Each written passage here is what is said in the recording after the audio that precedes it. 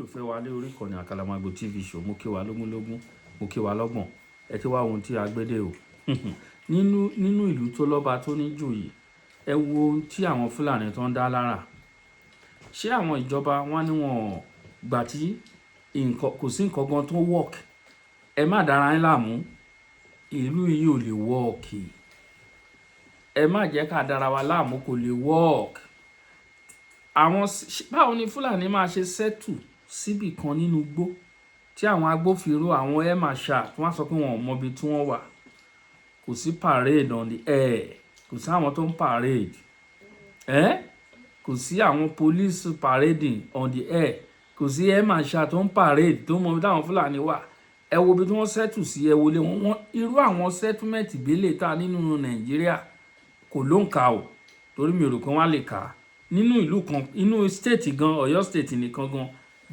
this kind of settlement tó máa wà ní Ọ̀yọ́ state nìkan kò ní ló ń kà ẹ wo orú ilé gàgàrà tí wọ́n kọ́ ẹ wo ohun tí wọ́n gbé sí ọwọ́ ẹ wo ohun tó gbé sọ́wọ́ tí wọ́n ti ń lérí wọ́n ti fohùn síta wọ́n ti ń lérí ẹ gbọ́ fídíò yìí èdè wọn ní Fúfúdè náà fi sọ ṣùgbọ́n brọ́dà wa tó ń gbé fídíò jáde wọ́n bá wa tú wọ́n tú nǹkan tó ń sọ wọ́n láwọn Fúlàní ní pé ẹ wo ká tó lọ síbi ọ̀rọ̀ tí wọ́n sọ ká tó lọ sí láti lọ wo fídíò yẹn ká tó lọ wo fídíò yẹn ẹni ènìyàn in fact ọ̀rọ̀ pọ̀ ń bẹ ẹ gbọ́ ọ̀rọ̀ tí wọ́n sọ ká tó lọ sínú ọ̀rọ̀ tó ń sọ à á wò fọ́nrán yẹn náà ká tó lọ sínú ọ̀rọ̀ tó sọ à á wò fọ́nrán yẹn ẹ gbọ́ nǹkan tí wọ́n sọ o torí bọ́dà yẹn náà bá wa wọ́n tú lọ́rọ̀ tó ń sọ kí Fúlàní tí òun bá lọ bá anybody sùn kò sí nǹkan tá a ṣẹlẹ̀ tẹ́ bá pa màálù èní kọ́nà tí ń sọ yẹn ẹ jẹ́ ká lọ sókè.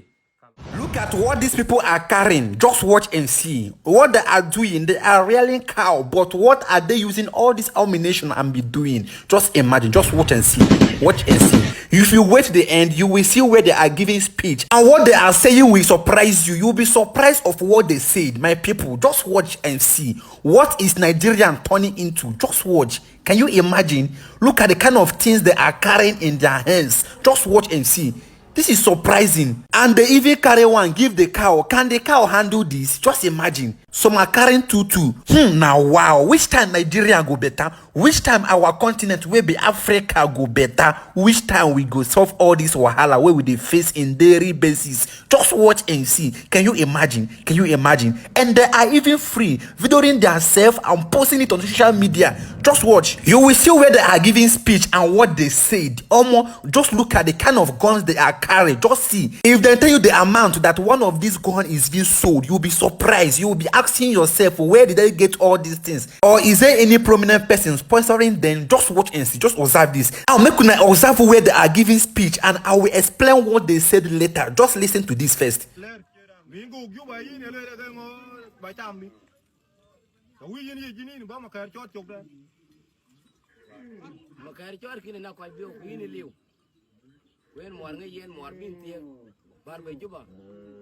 Yang yan kini kai gan an makaton gan ku yin bar yeni male yeni male mo du wona bio ma wale chandu wi jo go juba go ka de ni go ge ni juba tan ba kai ba ba do khal to ki male ye ma wale chandu ne kwang ne kwang ge ya kwang no wi jo ja kwang ba kwang ja kwang bu are tin de wo gida cho ngwen jo wi jo wi jo ka yire tin wa jo ge do yin jo 2007 la bu ge 2017 They are saying that no man born of a woman can challenge them. They are also saying that what they are doing in this bush, they are doing what their ancestors asked them to do. That they have a mission, and that mission must be completed. And the first one that just spoke, saying that they have everything they need as a woman, that they have money, that they have sponsor, and they have people that will back them. Even if the military or the police catch them now, they say that within 24 hours that they will no longer be dead, that they will be released or more things they happen. And they continue by saying that if you buy any of their cow, that they will come into your community and they will buy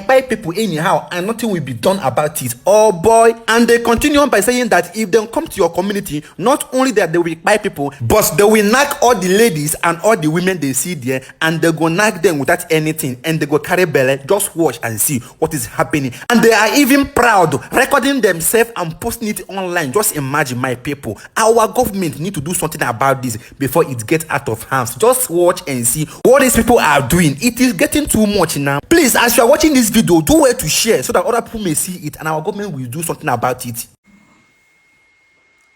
Ẹ ṣeun gan ṣẹgbọn tó kì í ṣe ní láti ń gbọ́rùn nǹkan bẹ́lẹ̀ wípé kì í ṣe ní láti ń gbọ́rọ̀ ọ̀rọ̀ bẹ́lẹ̀ wípé tí wọ́n bá pa màálù wọn kan àwọn ajẹ̀lú yẹn run ẹ̀mí tó máa lọ sí ẹ̀mí tó máa ṣòfò lé lórí kì í ṣe ẹ̀mí díẹ̀ kì í ṣe ní láti ń gbọ́ tí wọ́n dẹ̀ ń sọ bẹ́ẹ̀ òwí bẹ́ẹ̀ ṣe bẹ́ẹ̀ ní Fúlàní ẹ wò wọ́n bọ́ ṣe rí ṣé irú àwọn ilé ìjọ ènìyàn tó yẹ kó máa gbé láàárín àwọn ènìyàn ṣáwọn ilé ìjọ ṣé ènìyàn làwọn ilé ṣé àwọn ẹranko wọ̀nyí ṣó yẹ kó máa gbé níbi tí ènìyàn bá ń gbé ẹ wo bọn ẹ wo orú nǹkan tó wà lọ́wọ́ wọn ẹ wo orú AK-47 àbí èyí tó ti ju AK-47 lọ tó wà ẹ wo nǹkan tó ń gbé dání ẹ wo nǹkan tó fi ń yan ọgàn ẹ wo bọ́n ṣe fi bọ́n yan ọgàn in fact ó lágbára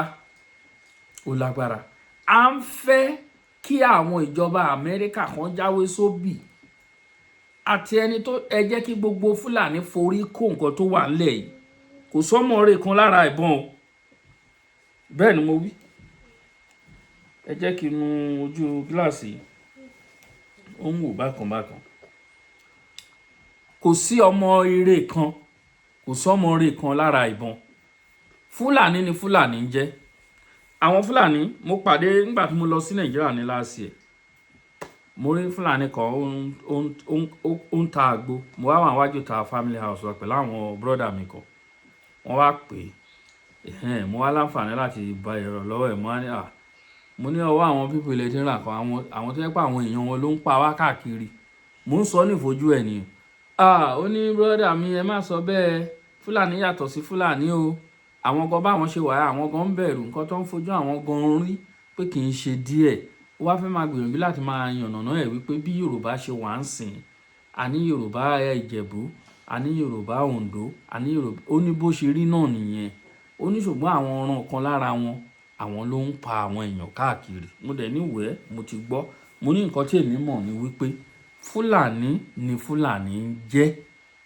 DNA kan ló wà lára yín fotagellon ni gbogbo yín ti wá ẹ lè wá dénú Áfíríkà ń sìn kẹ wá sọra ń di ẹlẹ́yàmẹ̀yà torí pé ẹ̀yin kan ti wá lára ní Ìlọrin torí àwọn Fúlàní tó ń ta núnù tó ń ta wàrà lélẹ̀ tèmi sọ yìí wọ́n mọ ewé tégbò wọ́n mọ ewé wọ́n megbò wọ́n mọ àgbo dáadáa láwọn Fúlàní Ìlọrin gbogbo wa náà ló yé yes torí pé ẹ̀yin ti gbé ní Ìlọrin náà bí yín sí ẹ ti di Yorùbá dùn lẹ́nu yín mọ́rán kì í ṣe pé tẹnu ọ̀pọ̀lọpọ̀ yín ni tẹ́ bá nígbà táwa kéré a bá ti rí wọn àwọn èèyàn wa lílẹ̀ láti Ìlọrin á ní àwọn Fúlàní Ìlọrin pé kò kúkú yé wa nítorí pé a ti gbọ́ pé wọ́n ń sọ Yorùbá a dẹ̀ ń wò pé Ìlọrin ilẹ̀ nǹkan wọ̀nyí làwa máa ń rò ṣé kò yé wa bẹ́ẹ̀ yẹn ṣe wá rà àwọn tó ti pẹ́ nínú wa àwọn tó ní ìgá tó dáwọn tí mò ń sọ yìí náà oko wa in fact àwọn Fúlàní tí mo fọ̀rọ̀ ń wá lẹ́nu tí mò ń sọ yìí oko wa gangan ni wọ́n ń gbé wọ́n ròyìn tuntun wọ́n pa ń bí wọ̀nyẹn náà mo ti sọ̀rọ̀ nítorí pé tá bá lọ yẹ̀ wò náà àwọn tó kó màálù fún àwọn èèyàn wa náà ni wọ́n wá ti gbalẹ̀ wọ́n ti sọra wọn dọkọrọ ọjọ́gbọ́n àwọn ará ìlú ò lè sọ̀rọ̀ òun la fi ń sọ pé kẹ́ ṣọ́ra ṣe fún àwọn Fúlàní ẹ ṣọ́ra ṣe fún wọn bó ṣe wà yẹn sìn àwọn àkọlù tó ń ṣe sí Sókótó tó ń fẹ́ máa ṣe káàkiri nínú Nàìjíríà ń sìn ara àwọn ọ̀dọ́ èèyàn wọn tó wà ní irú ìlú wa ń sìn tí a pé kò sí wàhálà a nínú àwọn Fúlàní ìlú wa ni o àwọn Fúlàní Ìlọrin ni o wọn ò ní wàhálà o àwọn ló máa gbà wọn lálejò tọwọ́ bá ti ń dùn wọn dáadáa lókè ọya lọ́hùn wọn máa sá wá sísàlẹ̀ wọn máa fara pamọ́ láti bẹ̀ wọ́n ti bẹ̀rẹ̀ operation nísàlẹ̀ mi báyìí wàhálà máa gbòòrò sí the only solution ni wípé kí gbogbo wa pa ẹnu pọ̀ ká lé Fúlàní kúrò lórí ilẹ̀ wa gẹ́gẹ́ bí olóyè Ìgbòho ti ṣe ń pariwo tipẹ́ sẹ́yìn ká lé wọn kúrò